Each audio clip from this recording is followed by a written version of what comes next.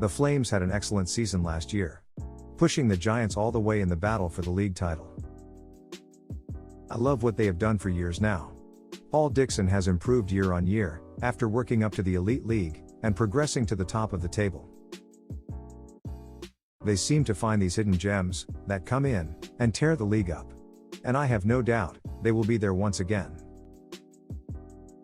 I think their biggest weakness last year, was goaltending. I don't think McAdam and Berman were bad by any means, but for the skill level of the team, McAdam was just okay. He wasn't in my top 5 goalies of last season. If they can improve this season, then these guys are ones to watch. Before we break down the year ahead, let's look at some notable guys, who they lost through the off-season. They don't lose anyone in goal, or on the blue line, but their forward group has had some big adjustments. Most notably Daniel Tedesco, who put up an unbelievable 36 goals, and 91 points, in 67 games last year. Paired with Ferguson last season, they had one of the best top lines in the league. Have they managed to replace that offensive production? They also lose Ian McNulty, who spent the last 2 seasons with them. He was a great asset for them, in a second-line role, who could switch between wing and center. Sam Marklund was really good for them. The smooth-skating Swede departs for Poland. Now let's take a look at the roster assembled for this coming season. The goaltending trio returns from last year, with McAdam coming in as the starter, and Taz Berman backing him up. And Adam Long with the unthankful job of third in line. On defense, once again, no change really. O'Connor and Lalonde on that top pair. Jordan Klimek and Alex Yule on the second pair, with Krokak and Locke rounding out the returning 6. The only change is Marcus Tysink joins the group, to make it 7 strong on the blue line. On the forward group, I have Brett Ferguson as the number 1 center. And with him I have 2 returning faces, in Cronella and Tate. On the second line, I have Matt Alvaro and Anthony Petruccelli, who have been teammates before, although not line mates, so we could see that adjust, but I think to start you keep that familiarity together. At center I have Ryan Hughes. We have a new look third line, with Lewis Hook coming in from Belfast, to join Logan Fredericks, and Byron Lemos. And lastly, the fourth line should be a mix of Kobe Walker, Owen Griffiths, Sam Talbot, and Turner Ripplinger. Now let's take a look at the roster in depth. Eamon McAdam came into the league last year, with a really strong pedigree. And he played decent, but will be looking to improve his performance from last season. In 41 starts, he posted 26 wins, and 15 losses. A 3.03 goals against average, and a 90.63 save percentage. They aren't terrible numbers, but they don't scream league champion goaltending. If he can improve upon that this season, the Flames will be a formidable force. Taz Berman returns as the backup, and he was arguably the better goalie last year. In 27 starts, he had 22 wins, and 5 losses. With a 2.67 goals against average. If he can replicate that performance, then the Flames will be strong in net. If McAdam struggles, Berman should push for that number 1 role here. Looking to the blue line, Ben O'Connor returns as the number 1 offensive D. In 68 games last season, he posted 12 goals, and 59 points. In the past O'Connor has sacrificed defensively, to drive offense. And has at times been a liability in his own zone. But in Guildford, he really bought into the Flames system, and was much better defensively. I'm sure whose partner helped in that regard. If he can come in this year, and replicate last season, Paul Dixon will be happy. Paired with him is Bradley Lalonde. I think Lalonde is probably the best all-round defenseman in the league. He may not win the points race, but he is excellent defensively, and can really drive offense as well. There is no situation that you wouldn't want Lalonde on the ice for. He worked really well with O'Connor last year, and 44 points, in 63 games, is no joke. On the second pair, Joran Klimek returns. He had an excellent debut last year, and is a great puck-moving defenseman. 7 goals, and 28 points, in 68 games. And again, can play both sides of the puck. However, he doesn't always have to cover defensively, as he is paired with Alex Yule, who is excellent on the back check, breaking up plays, and getting in lanes. He is a great defender, and together they can play in all situations. Rounding out the returning D core is a third pair of Mike Krikoc and Kyle Locke. This is the third year in Flames colors for Krikoc. He is another guy who skates well and plays a no-nonsense style of play. Great in his zone, but can also move the puck. And he returns, paired with Kyle Locke. This is also Locke's third year with the Flames. And he adds that size and gritty play to this core. He keeps guys to the outside and is great on the penalty kill. He may be a goaltender's best friend. The top 6 remain as they were, but this year they also add Marcus Tysink to the mix. For now, I have him listed as the number 7 guy, but I think the hope is he makes a push for a top 6 role, keeping the blue line competitive, whilst also providing injury cover. He is described as a smooth skating defenseman, who can handle the puck in all situations. He isn't going to be an offensive threat, but he can get the puck to the forwards quick. This will be his first year pro, and Dixon has been known to find gems from the junior system. Overall, I love this blue line, and for me, it's the best defensive core in the league. Now let's look at the forward lines. Let's start with Peter Cronella, on that left wing spot.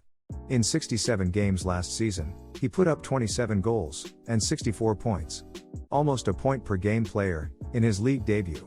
And this year, he should get a spot on that top line. He is an elite goal scorer, and they will be looking for him to hopefully post a 30-goal season this year. Down the middle, we have the captain, and Flames legend at this point, Brett Ferguson. He has always been an excellent two-way player. But last year he took his offensive game to a new level, posting a 76-point season. I don't think he can put up those numbers this year, especially without Tedesco. But can he come in and post a 60-point season, whilst being that all-round elite centerman? Let's see. Completing the top line, I have Ryan Tate on right wing. Maybe one of the fastest guys in the league, and we know in this league, speed kills. In 68 games last season, he posted 35 goals and 75 points, whilst only taking 6 penalty minutes. He also posted 4 points in 2 playoff games. You could see a lot of teams struggle to deal with his speed, and they will be hoping for another productive season from him. Moving on to this new look second line, I have Matt Alvaro on left wing. He is an undersized winger that plays with some bite. I think ideally he is a third line, depth scorer, so I could see him moving down, but to start, I like him with his former teammate in Petruzzelli. He should be good for around 20 goals, and maybe 45 points. On the right wing, I have Anthony Petruzzelli. If Alvaro moves down, I could see Petruzzelli moving over to his more natural left wing. He is another undersized, speedy winger. A mainstay of the Fort Wayne Comets, in the East Coast League. In 323 games, he posted 100 goals, and 211 points. Looking at his skill set, and the kind of game the Flames play, I could actually see the 30-year-old improve on his point production. I would hope for around 25 goals, and in the region of 60 points. Down the middle, Ryan Hughes joins the center core.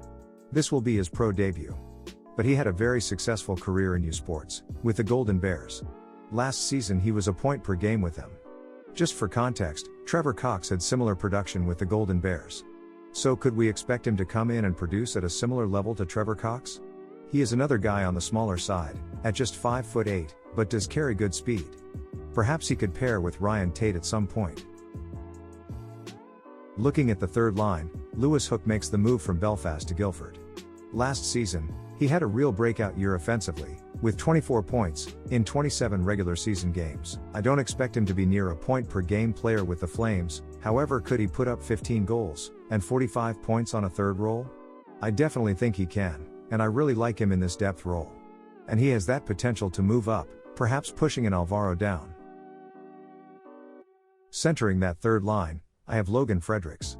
He plays that two-way, energy role. You can put him in different spots and he is going to find success.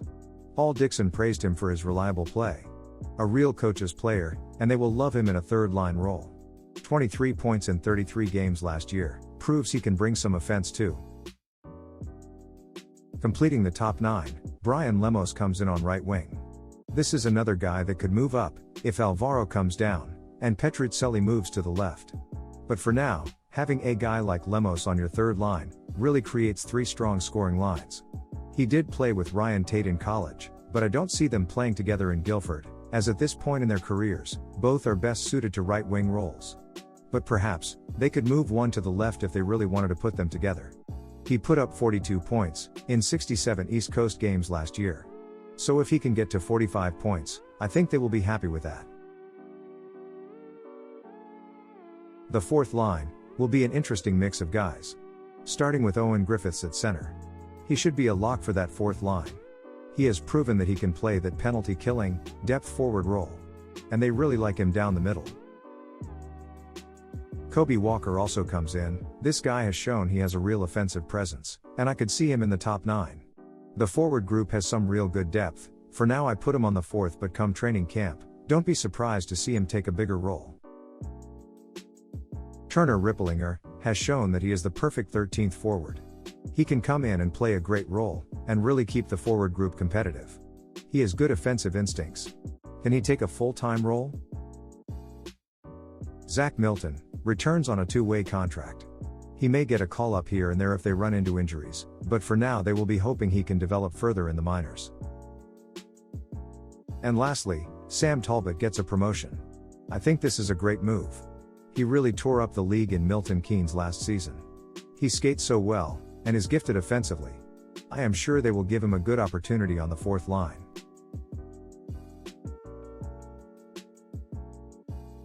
So that's the roster ahead of the 2023-2024 season. I love their blue line, and I think the forward depth is excellent. I have 2 main concerns. With Tedesco moving on, can they find the top-end production? Ferguson had a standout year last year, but will he regress without his line mate? The depth is great, but I don't know if they have that unreal top-end talent. And do they lack some size on the forward group? They have a ton of undersized speedy wingers. My second concern is in net. Whilst I think they are decent, could their goaltending hold them back from winning a championship? Overall I have them at 3rd in the league this year. In a fight for a championship all year. But I want to hear from Flames fans. What do you like about the team? Can they win a title this year? Interested to hear from the fans. As always, thanks for watching. Take care.